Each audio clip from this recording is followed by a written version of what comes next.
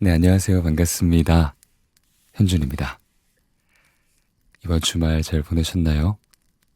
어제까지만 해도 좀 따뜻했는데, 오늘 갑자기 비가 오더니 추워졌더라고요. 혹시 어제 생각하고 오늘 좀 춥게 입고 나가서 놀라시진 않으셨나 모르겠습니다. 그래요. 오늘 제가 소개해드릴 책은요. 저번에 한번 소개해드렸었는데 지워졌던 책입니다. 바로 손호평 작가님의 아몬드입니다. 이 책은 워낙 유명해서 다들 한 번쯤은 어디선가 들어보셨을 것 같아요. 읽어보진 않았더라도. 그쵸? 아마도 청소년 소설 중에는 가장 유명한 소설일 겁니다. 이게 출간이 언제 됐더라? 출간된 지 6년이 지났다고 들었어요. 근데 지금까지도 굉장히 스테디셀러로서, 베스트셀러로서 많은 사람들에게 읽히고 있습니다. 제가 알기로 한 100만 부 넘게 팔린 것 같아요. 아, 대단합니다. 이 책이 왜 이렇게 인기가 있을까 하고 한번 좀 생각해 보게 되는데 아마 그 답은 이 책을 읽어보시면 알 수 있습니다. 참 쉽죠? 죄송합니다.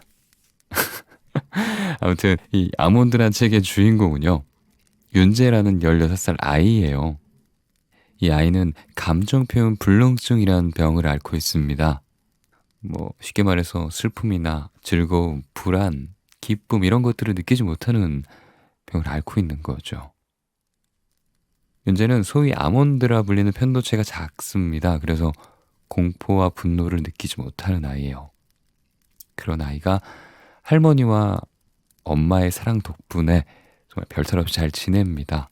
그러다가 16번째 생일날, 윤재의 16번째 생일날 비극적인 사고를 겪어요. 그리고 이야기는 시작됩니다. 뭐랄까 저는 이 책을 보면서 한 번에 저는 끝까지 다 봤거든요. 아마 여러분들도 이 책을 손에 쥐면 끝장을 다 넘길 때까지 쉽게 덮으실 수 없을 겁니다. 그래요. 저는 이 책을 보면서 감정을 느끼지 못한다는 건 아픔을 타인과 공유하지 못하고 슬픔을 공유하지 못하고 기쁨을 공유하지 못한다는 건 16살 윤재가 겪기에는 참 너무 가혹한 삶이 아닌가 하는 생각이 들었습니다. 네. 여러분들은 어떤 생각이 어떤 마음이 들었는지 모르겠네요. 한번 꼭 읽어보세요. 진짜 추천드립니다. 네. 그래요. 초반 부분 같이 들어봐요.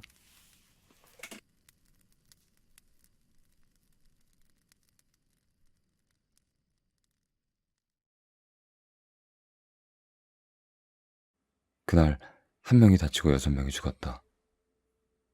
먼저 엄마와 할멈, 다음으로는 남자를 말리러 온 대학생, 그 후에는 구세군 행진에 선두에 섰던 50대 아저씨 둘과 경찰 한 명이었다.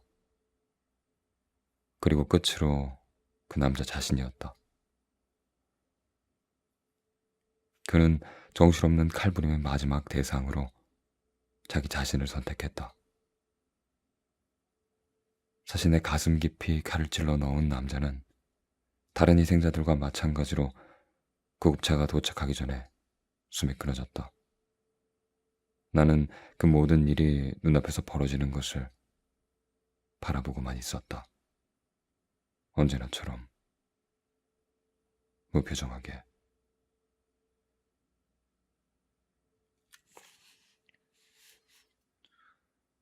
첫 번째 사건은 6살 때 일어났다.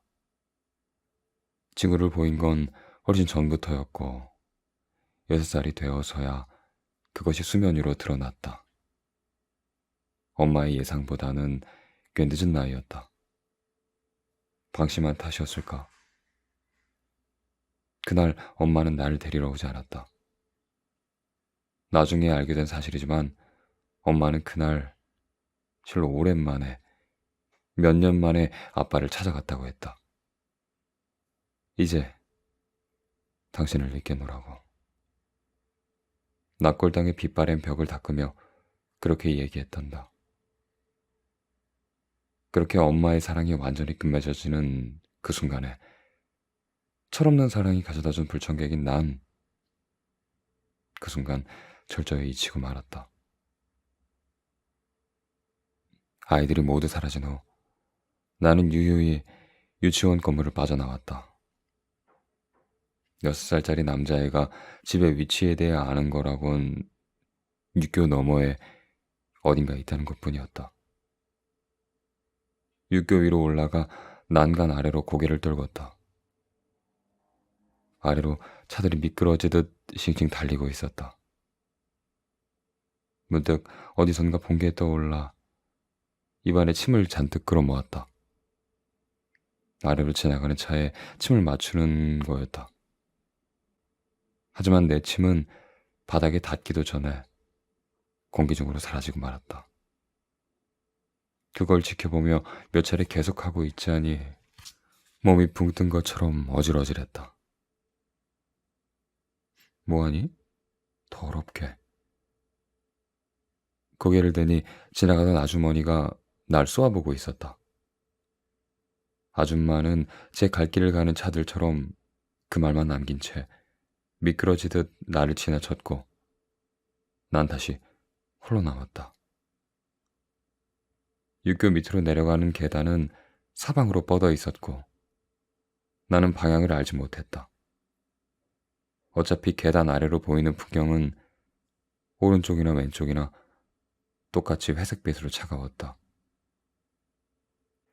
비둘기 몇 마리가 푸드덕 소리를 내며 머리 위를 가로질렀다. 새들이 향하는 방향으로 난 걸어가기로 했다. 길을 잘못 들었다는 걸 알았을 때 이미 너무 많이 와버린 뒤였다. 그 즈음 유치원에서 배우던 노래는 앞으로였다. 그 노랫말처럼 지구는 둥그니까 자꾸자꾸 나아가면 언젠간 집에 도착하겠지 하고 생각했다. 그래서 난 고집스럽게 짧고 투박한 걸음으로 발걸음을 옮겼다. 큰 길은 골목으로 이어졌고 골목 양옆으로는 낡은 집들이 늘어서 있었다. 인적이 느껴지지 않았다. 무너져가는 시멘트벽, 여기저기 알 수 없는 붉은색 숫자, 공가라는 글자 따위가 적힌 게 보였다. 갑자기 누군가가 아! 하고 작게 소리쳤다. 아였나 어였나 아였는지도 모른다.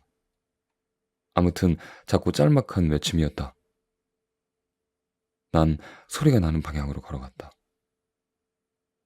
점점 소리가 가까워지고 그 외침은 으가 되었다가 이가 되기도 했다. 모퉁이 뒤에서 들리는 소리였다. 나는 지체 없이 모퉁이를 돌았다. 한 아이가 바닥에 누워 있었다. 나이를 가늠할 수 없는 작은 남자아이였다.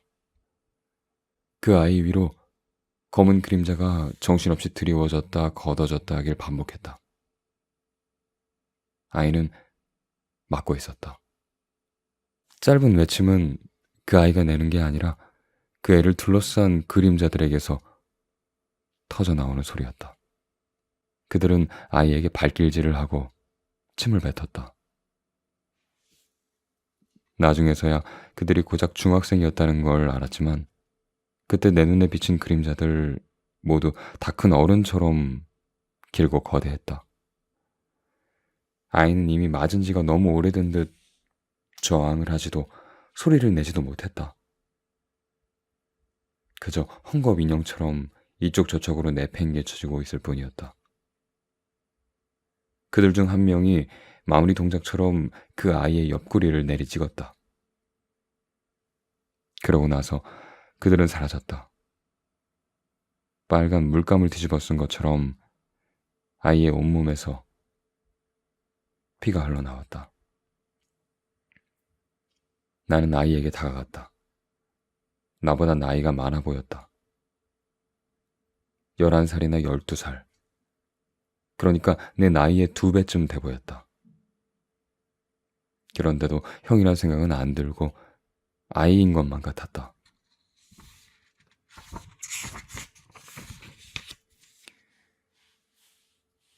아이의 가슴이 갓 태어난 강아지처럼 짧고 얕은 숨으로 빠르게 달싹거렸다. 꽤 위험한 상황이라는 것쯤은 알 수 있었다. 나는 모퉁이를 다시 돌아 나왔다. 여전히 인적은 없었고 회백색 벽 위에 붉은 글씨들만이 눈을 어지럽혔다. 한참을 헤맨 끝에 겨우 작은 구멍가게가 하나 들어왔다. 니다지 문을 열고 안으로 들어가 주인 아저씨에게 말을 걸었다. 아저씨, 텔레비전에선 가족 오락관이 나오고 있었다. 아저씨는 텔레비전을 보며 낄낄대느라 내 목소리를 듣지 못한 것 같았다. 귀마개를 한 출연자들이 앞사람 입 모양을 보고 단어를 알아맞추는 게임이었다. 전달해야 할 단어는 전전긍긍이었다. 그 단어가 왜 기억나는지는 지금 모르겠다. 나는 그때 전전긍긍이 무슨 뜻인지도 몰랐으니까.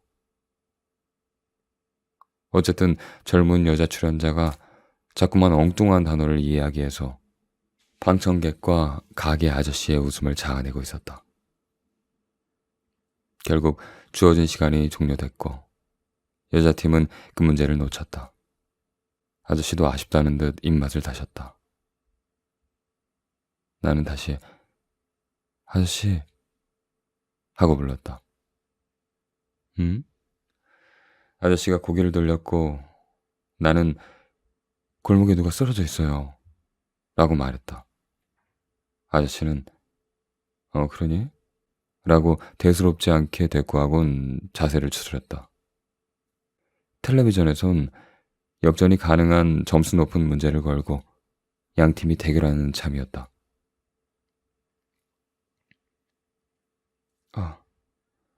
어쩌면 죽을지도 몰라요. 나는 매대에 가지런히 진열된 캐러멜을 만지작거렸다. 그래? 네, 그래요. 그제서야 아저씨의 시선이 내게 향했다. 너 무서운 얘기를 참 태연하게도 하는구나. 에이, 거짓말하면 못 써. 알겠니? 나는 한동안 아저씨를 설득한 말을 찾느라 침묵했다.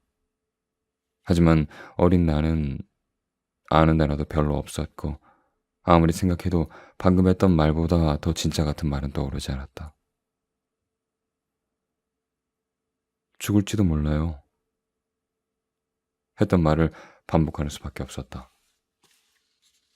아저씨가 경찰에 신고를 하고 프로그램이 끝나기를 기다리는 동안 캐러멜을 꼼지락대며 만지작거린 나를 보다 못한 아저씨가 아무것도 사지 않을 거면 그만 나가라고 하는 동안, 그러고도 한참 꾸물거린 경찰이 현장까지 가는 동안 나는 줄곧 차가운 바닥에 누워있을 아이를 생각했다. 그 애는 진작에 숨이 끊어져 있었다. 문제는 그 애가 바로 그 아저씨의 아들이었다는 것이다. 나는 경찰서 안 벤치에 앉아 아직 바닥에 닿지 않는 다리를 앞뒤로 휘저었다. 교차로 움직이는 발의 움직임이 차가운 바람을 일으켰다. 이미 깜깜한 밤이었고 졸음이 밀려왔다. 까무룩 잠이 들려는 순간 엄마가 경찰서 문을 밀고 들어섰다. 나를 본 엄마는 통곡하며 내 머리통을 아프도록 쓰다듬었다. 상봉의 기쁨도 채 식기 전에 다시 경찰서 문이 벌컥 열렸다. 온 얼굴이 눈물로 덮인 아저씨가 경찰들에게 몸을 맡긴 채 울부짖으며 들어왔다. 텔레비전을 보고 있을 때의 표정과는 사뭇 달랐다. 아저씨는 쓰러지듯 꿇어앉더니 몸을 떨며 주먹으로 바닥을 내리쳤다. 그러더니 벼란간 몸을 일으켜 내게 소리를 지르며 삿대질을 했다. 제대로 알아들을 수는 없었지만 내가 전달받은 의미는 이런 거였다. 네가 조금만 더 진지하게 말했더라면 늦지 않았을 거라고. 옆에서 경찰이 유치원생이 뭘 알겠느냐며 고꾸라지는 아저씨를 간신히 받아 세웠다. 나는 아저씨의 말에 동의하기 어려웠다. 나는 줄곧 진지했다.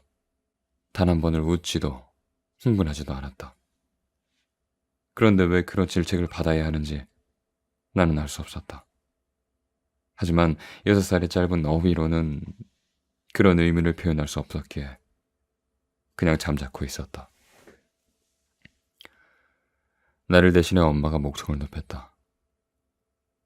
경찰서 안은 삽시간에 아이를 잃은 자와 아이를 찾은 자의 소란으로 아수라장이 됐다. 그날 밤 나는 여느 때처럼 장난감 블록을 가지고 놀았다. 기린 모양의 블록이었는데 기다란 목을 아래로 꺾으면 코끼리가 됐다. 엄마의 시선이 내 목 구석구석에 닿는 게 느껴졌다. 무섭지 않았어? 엄마가 물었고, 아니, 내가 대답했다. 어쩐 일인지 그 사건, 그러니까 내가 사람이 맞아 죽는 걸 보고도 표정 하나 변하지 않았더라는 그 얘기는 순식간에 퍼져나갔다. 그때부터 엄마가 걱정하던 일들이 계속해서 일어나기 시작했다. 초등학교에 입학하자 문제는 더 심각해졌다. 어느 날 하굣길에 내 앞을 걷던 여자애가 돌부리에 걸려 넘어졌다. 그 애가 넘어진 채로 내 앞을 가로막고 있었기 때문에 나는 그 애가 일어나길 기다리며 여자애의 뒤통수에 매달린 미키마우스 머리끝만 바라봤다. 하지만 넘어진 애는 자리에서 울기만 했다. 갑자기 그 애의 엄마가 나타나 아이를 일으켜 세웠다. 그러곤 나를 흘기며 혀를 찼다. 친구가 다쳤는데 괜찮냐고 물어볼 줄도 모르니? 소문은 들었지만 애가 정말 보통이 아니네. 할 말이 떠오르지 않아 입을 열지 않았다. 뭔가 사건이 일어났음을 감지한 아이들이 주변으로 몰려들었고 소곤대는 소리가 귀를 간지렸다. 모르긴 해도 아줌마가 한 말의 메아리 같은 그런 말들이었을 거다. 그때 날 구한 건 할멈이었다. 할멈은 어디선가 원더우먼처럼 등장해 나를 번쩍 안아올렸다.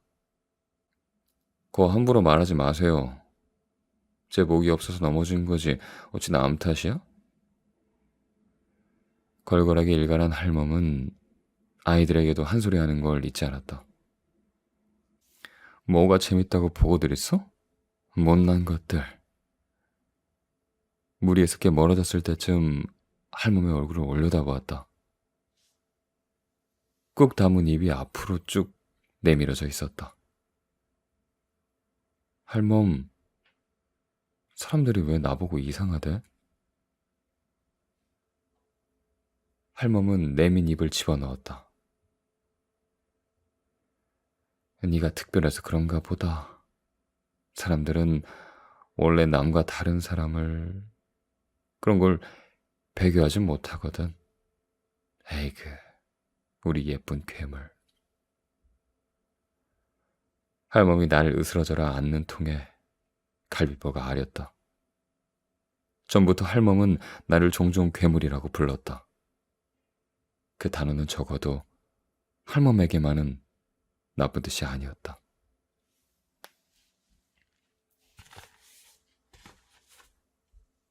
솔직히 할멈이 붙여준 애정어린 별명을 그 별명을 이해하는 데는 시간이 좀 걸렸다.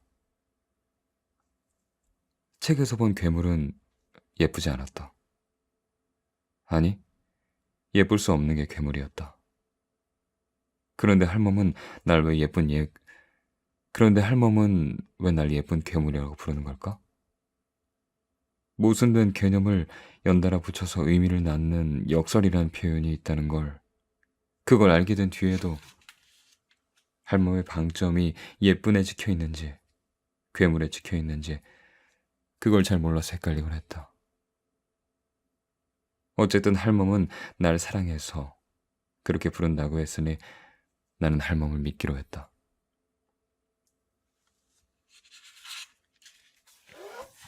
엄마는 할멈에게 미키마우스 여자아이 사건을 전해 듣자 눈물부터 짠했다.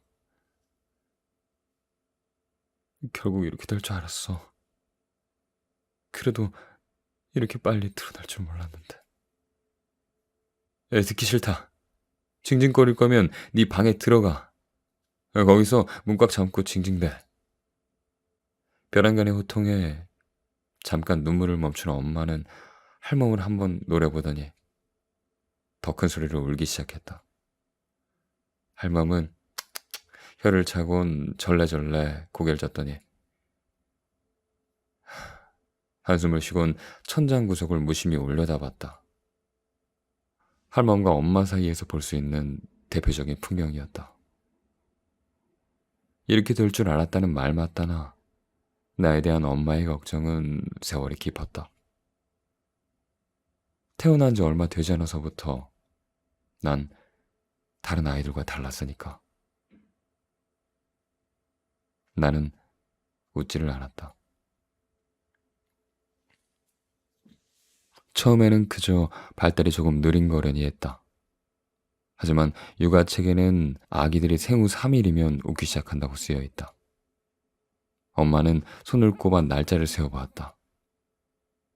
100일이 가까워지고 있었다. 웃지 않는 마법에 걸린 공주처럼 나는 꿈쩍도 안 했다.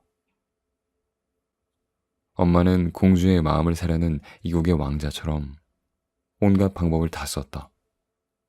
손뼉도 쳐보고 딸랑이도 색깔별로 사서 흔들어대고 동요에 맞춰 코믹텟으로 쳐봤다. 그러다 지치면 베란다에 나가 담배를 한 대씩 피웠다. 나를 가졌다는 걸 안 뒤 간신히 끊었던 담배였다. 그 무렵 엄마가 찍어둔 동영상을 본 적이 있었다. 땀을 뻘뻘 흘리는 엄마 앞에서 어린 나는 그저 바라보기만 한다. 아가의 눈빛이라기엔 너무 깊고 잔잔했다. 어쨌든 엄만 날 웃게 하는데 실패했다. 병원에서는 별다른 말이 없었다. 웃지 않을 뿐 영유아 검진 결과 내 키나 체중, 행동 발달은 또래의 평균에 속했다. 대수롭지 않게 여긴 동네 소아과 의사는 아가는 건강이 무럭무럭 크고 있다. 걱정하지 말라. 그렇게 말하며 엄마를 돌려보냈다. 엄마도 단지 내가 다른 아기들보다 조금 무뚝뚝한 것뿐이라고 애써 위안하려 했다. 하지만 둘이 지날 무렵 진짜 걱정할 만한 일이 벌어졌다. 어느 날 엄마는 뜨거운 물이 든 빨간 주전자를 탁자 위에 올려놓았다. 분유를 타느라 엄마가 뒤돌아서 있던 사이 나는 주전자에 손을 뻗었고 다음 순간 주전자가 탁자 아래로 떨어졌다. 주전자가 나동그라지며 마루에 물이 퍼졌다. 아직까지도 희미하게 남은 화상 자국이 그때의 훈장이다. 나는 자지러지게 울어댔고 엄마는 내가 앞으로 뜨거운 물이나 빨간 주전자를 무서워할 거라고 생각했다. 다른 아가들은 보통 그랬으니까. 그런데 아니었다. 나는 물도 주전자도 두려워하지 않았다. 그 안에 든 물이 차갑든 뜨겁든 여전히 빨간 주전자만 보면 손을 뻗었다. 그뿐이 아니었다. 아랫집에 애꾸는 영감도, 영감이 빌라 화단에 메어놓은 커다란 검둥개도 내겐 무서운 존재가 아니었다. 나는 백태가 허옇게 낀 영감의 눈동자를 빤히 들여다보았고 엄마가 잠깐 눈을 뗀 사이에 날카로운 이빨을 드러내며 사납게 지저대는 개에게 다가가서 손을 뻗었다. 그 개가 옆집 아이를 물어 피가 나게 하는 걸 본 뒤에도 그랬다. 그렇게 엄마가 불이 나게 달려온 건 한두 번이 아니었다. 그런 몇몇의 일들을 겪으며 엄마는 때때로 내 지능이 낮은 건 아닌지 걱정했지만 내 외모나 행동에서 딱히 지능이 낮다고 판단할 만한 근거는 보이지 않았다. 나라는 아이를 어떻게 이해해야 될지 헷갈린 엄마는 엄마답게 좋은 쪽으로 해석하고자 했다. 또래에 비해 겁이 없고 침착한 아이. 엄마의 일기장 속에 나는 그렇게 묘사돼 있었다. 그렇다고 하더라도 만 4살이 지나도록 좀처럼 묻지 않는다면 불안이 극에 달할 법도 하다. 엄마는 내 손을 잡고 더 큰 병원을 찾았다. 바로 그날이 내 기억의 주소로 각인된 날이다. 물속에서 본 것처럼 아른아른하다가 때때로 선명해지는 장면. 하얀 가운을 입은 남자가 내 앞에 앉아 있다. 그가 만면에 웃음을 띠고 여러 가지 장난감을 차례로 보여준다. 그중 몇 개는 직접 흔들어 보기도 한다. 이번엔 내 무릎을 작은 망치로 툭툭 두들긴다. 생각지도 않게 종아리가 그네 뛰듯 하늘로 박차고 올라간다. 남자는 내 겨드랑이 사이로 손가락을 넣는다. 나는 간지러워서 조금 웃는다. 이번에는 그가 사진을 보여주며 몇 가지 질문을 던진다. 그중 한 가지 사진은 기억에 또렷이 남아있다. 사진 속 아이는 울고 있어. 엄마가 없어졌기 때문이야. 이 아이의 기분은 어떨까? 나는 답을 몰라 옆에 앉은 엄마를 올려다본다. 엄마는 미소를 짓고 내 머리를 쓰다듬어 준다. 그러다 문득 아랫입술을 지그시 문다. 얼마 후 엄마는 우주여행을 간다며 날 어디론가 데려갔다. 그런데 도착한 장소는 병원이었다. 아픈 데도 없는데 왜 여기 왔느냐고 물어보지만 엄마는 답해주지 않았다. 나는 차가운 어딘가에 눕는다. 허연 통 속으로 빨려 들어간다. 이상한 소리가 난다. 그렇게 우주여행은 시시하게 끝났다. 또다시 장면이 바뀌면 갑자기 가운 입은 남자들의 수가 늘어나 있다. 그중 가장 나이든 남자가 흐릿한 흑백 사진을 보여주며 내 머릿속을 찍을 거라고 한다. 거짓말.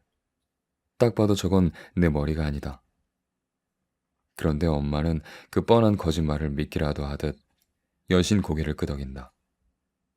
남자가 입을 열 때마다 옆에서 젊은 남자들이 뭔가를 받아 적는다. 조금 지루해져서 나는 발을 건들거린다. 그러다 의사의 책상을 몇 차례 찬다. 엄마가 하지 말라며 내 어깨에 손을 얹는다. 올려다본 엄마의 뺨 위로 눈물이 흐르고 있다. 그 뒤로 남아있는 그날의 기억은 엄마가 온통 우는 모습이었다. 엄마는 울고 울고 또 운다. 대기실로 나온 뒤에도 마찬가지다. 텔레비전에 만화가 나오는데 엄마 때문에 집중할 수가 없다. 우주전사가 악당을 물리치는데도 엄마는 울고만 있다. 결국 대기실 옆자리에서 졸고 있던 할아버지가 호통을 친다. 그제야 엄마는 야단 맞은 여중생처럼 입술을 꽉 꼬부린 채 몸만 들썩들썩한다. 엄마는 내게 아몬드를 많이 먹였다. 나는 아몬드라면 미국산에서부터 호주산, 중국산, 러시아산까지 우리나라에 수입되는 모든 종류의 아몬드란 아몬드는 다 먹어봤다. 중국산에선 기분 나쁜 쓴맛이 나고 호주산에선 뭔가 모르게 시큼털털한 흙냄새가 났다. 우리나라에서 나는 것도 있지만 내 입엔 역시 미국산, 그 중에서도 캘리포니아산이 최고다. 이제 태양빛을 잔뜩 머금어 은은한 갈색빛이 도는 캘리포니아산 아몬드를 먹는 나만의 방법을 알려주겠다. 먼저 아몬드 봉지를 집어들고 그 안에 든 아몬드의 촉감을 느껴본다. 포장지 아래로 만져지는 단단한 알맹이들이 꽤 고집스럽다. 봉지 윗부분을 가만히 뜯고 이중 처리된 지퍼를 연다. 눈을 감은 상태여야 한다. 그런 다음 천천히 숨을 들이쉬며 봉투 안으로 코를 들이민다. 얕게 숨을 끊어서 들이쉰다. 향이 몸속까지 도달하는 시간을 최대한 확보하기 위해. 그리고 마침내 아몬드 향이 깊이 들이찼을 때 반줌 정도를 입안에 털어넣는다. 혀로 아몬드의 결을 느끼며 한동안 입안에서 굴린다. 뾰족한 곳을 찔러도 보고 아몬드 표면의 홈을 혀로 훑어도 본다. 너무 오래 해서는 안 된다. 아몬드가 침에 불면 맛이 없어지기 때문이다. 이건 그저 클라이맥스를 위한 준비 과정일 뿐이다. 짧으면 시시하고 길면 임팩트가 사라진다. 적당한 타이밍은 당신이 직접 찾아야 한다. 클라이막스로 향해 갈 때 아몬드가 점점 커지는 상상을 한다. 손톱만한 아몬드가 포도알만큼, 키위만큼, 오렌지만큼, 수박만큼 점점 커진다. 이제 아몬드가 럭비공만큼 부풀었다. 바로 이때다. 와드득 깨문다. 그러면 아그작 소리와 함께 멀고 먼 캘리포니아에서부터 날아든 그 햇빛이 입안으로 퍼져나간다. 굳이 이런 의식을 치르는 이유는 내가 아몬드를 좋아해서가 아니다. 식탁 위엔 삼시세끼 아몬드가 올랐다. 피할 길은 없었다. 그러므로 먹는 방법을 찾는 것뿐이었다. 엄마는 아몬드를 많이 먹으면 내 머릿속의 아몬드도 커질 거라 생각했다. 그게 엄마가 기댈 수 있는 몇 안 되는 희망 중 하나였다. 누구나 머릿속에 아몬드 2개를 가지고 있다. 그것은 귀 뒤쪽에서 머리로 올라가는 깊숙한 어디께 단단히 박혀 있다. 크기도 생긴 것도 딱 아몬드 같다. 복숭아 씨를 닮았다고 해서 아미그달라라든지 편도체라고 부르기도 한다. 외부에서 자극이 오면 아몬드에 빨간불이 들어온다.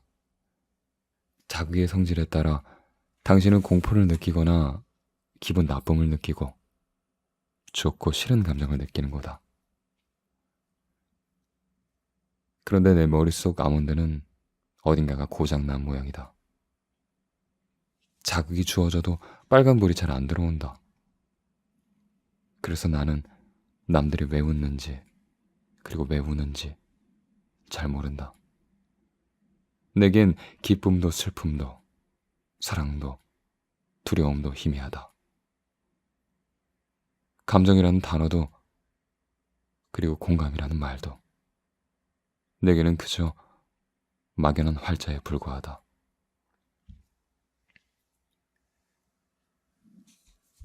의사들이 내게 내린 진단은 감정표현 불능증, 다른 말로 알렉시타미아였다. 증상이 너무 깊은 데다 나이가 너무 어려서 아스퍼거 증후군으로 볼 수 없었고 다른 발달 사항들에 문제가 없었기 때문에 자폐소견도 없었다. 표현 불능이라고는 하지만 표현을 못한다기보단 잘 느끼지 못한다. 언어 중추인 브로카 영역이나 베르니케 영역이 다친 사람들처럼 말을 만들어내거나 이해하는 데 문제가 있는 건 아니다. 사람의 감정을 잘 읽지 못하고 감정의 이름들을 헷갈린다. 의사들은 선천적으로 내 머릿속의 아몬드, 그러니까 편도체의 크기가 작은 데다 내 변연계와 전두엽 사이의 접촉이 원활하지 못해서 그렇게 된 거라고 입을 모았다. 편도체가 작으면 나타나는 증상 중 하나는 공포심을 잘 모르는 거다. 용감해서 좋겠다고 생각하면 모르는 소리다. 두려움이란 생명 유지의 본능적인 방어 기제다. 두려움을 모른다는 건 용감한 게 아니라 차가 돌진해도 그대로 서 있는 멍청이라는 것이다. 나는 운이 더 나빴다. 공포심 둔화 외에 나처럼 전반적인 감정 불능까지 오는 경우는 매우 드물었다. 불행 중 다행은 이 정도로 작은 편도체를 가지고도 딱히 지능 저하의 소견이 없다는 것 정도였다. 의사들은 사람마다 뇌가 다르니 내 경우는 더 지켜보아야 한다고 말했다. 그중 몇은 꽤 솔깃한 제안을 했는데 아직 밝혀지지 않은 뇌의 신비를 벗겨내는데 내가 큰 역할을 할 거라는 그런 말이었다. 대학병원 연구진들은 내가 자라날 때까지 여러 임상시험을 하고 학회에 보고를 하는 등 장기 프로젝트에 참여하면 좋겠다고 의뢰를 해왔다. 임상 참가비 제공은 물론이고 연구 결과에 따라 브로카 영역이나 베르니케 영역처럼 내 이름도 뇌의 한 부분에 붙여줄 수 있다는 말을 덧붙였다. 선윤재 영역. 하지만 의사들에게 이미 넌덜머리가 난 엄마는 이런 지하에 그 제안을 거절했다. 일단 브로카와 베르니케가 실험 대상자가 아니라 과학자 이름이었다는 걸 엄마가 알고 있었던 게 문제다. 엄마는 집 근처 구립도서관을 꾸준히 다니며 뇌에 관한 여러 책을 섭렵했기 때문에 의사들이 나를 사람이 아니라 흥미로운 고깃덩이로 바라보는 것도 마음에 들지 않았다. 엄마는 의사들이 날 치료할 수 있을 거란 기대는 일찌감치 접었다. 고작해야 이상한 실험을 하거나 검증되지 않은 약을 먹인 뒤 내 반응을 관찰해서 학회에 가서 뽐내는 게 다겠지. 이게 엄마의 생각이었다. 그래서 엄마는 많은 엄마들이 흥분할 때마다 던지곤 하는 그런 흔해 빠진 내 애는 내가 잘 알아요 말을 내뱉었다. 병원에 발길을 끊던 날 엄마는 병원 건물 앞 화단에 침을 뱉은 뒤 이렇게 말했다. 쥐들 대가리 속도 모르는 것들이. 엄마는 가끔 그렇게 난데없는 호기를 부릴 때가 있었다. 엄마는 임신 중에 겪은 스트레스나 몰래 피웠던 한두 개비의 담배, 막달에 못 참고 몇 모금 홀짝 된 맥주 따위를 후회했지만 사실 내 머리통이 왜 그 모양인진 너무 뻔하다. 그저 운이 없었던 거다. 생각보다 운이라는 놈이 세상에 일으키는 무지막지한 조화들이 많으니까. 이왕 이렇게 된 거 어쩌면 엄마는 이런 기대를 했는지도 모른다. 감정이 남들처럼 유연하지 않은 대신 영화에서처럼 기억력이 슈퍼컴퓨터 수준이라던가 미적 감각이 탁월해서 믿을 수 없을 정도로 천재적인 그림을 그려낸다던가 하는 그런 건 말이다. 그랬더라면 쇼프로에 나갈 수 있었을 거고 아무렇게나 페인트를 뿌려댄 그림도 수천만 원에 팔렸을지도 모른다. 하지만 내게 그런 천재적인 재능은 없었다. 어쨌거나 미키마우스 머리끈을 맨 여자아이 사건이 벌어진 후 엄마는 내게 본격적인 교육을 시작했다. 내가 감정을 잘 느끼지 못한다는 건 그저 불행하고 안타까운 일임을 넘어 많은 위험을 내포하고 있었기 때문이다. 누군가가 무서운 표정으로 훈계를 해도 별 소용이 없었다. 예컨대 누군가 소리친다, 고함을 지른다, 눈썹 위로 솟는다. 이런 게 특정한 의미를 담고 있는 게 아니라 내게는 납득하기 어려운 일일 뿐이었기 때문이다. 그러니까 하나의 현상에 그 이면의 뜻이 숨어 있다는 걸 나는 잘 알지 못했다. 나는 세상을 고지 곧대로만 받아들였다. 엄마는 색종이에 여러 개의 문장을 쓴 다음 커다란 전지에 그것들을 일일이 붙였다. 벽을 장식한 전지 위엔 이런 말들이 쓰여 있었다. 차가 가까이 온다. 그럴 땐 몸을 피하거나 혹은 차가 가까워지면 뛴다.